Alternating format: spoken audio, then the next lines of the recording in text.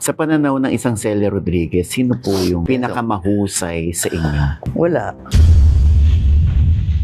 Yung pag dinadaan-daanan ka sa set. Hoy! Bulag ka pala, no? Huwag kang dadaan sa harap, sa likod. At your age, tita, may mga bashers ka din. Mula nung nakumpara si Ate V at saka si Ate Guy. Kasi I made movies and teleserye with Nora and Vilma, so I know. Marami nagalit sa akin. Iyan ang gusto ko eh. Why are you correcting me?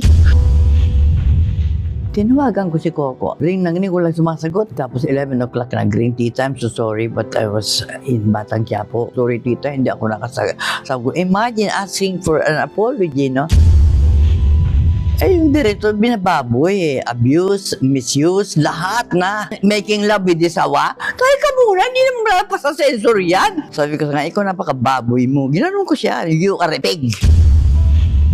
Oh, ba't kami iyak? Kasi ayaw kong gawin to eh, kaya tinakot ako. She cannot take it. She hung herself. Nakita ko siya, yung director, nakaganon. Dardalang beer. Tita, kawawa naman si Stella. Minawakan ko yung tie niya ganon. Sabi ko na, you kill her, you son of a bitch.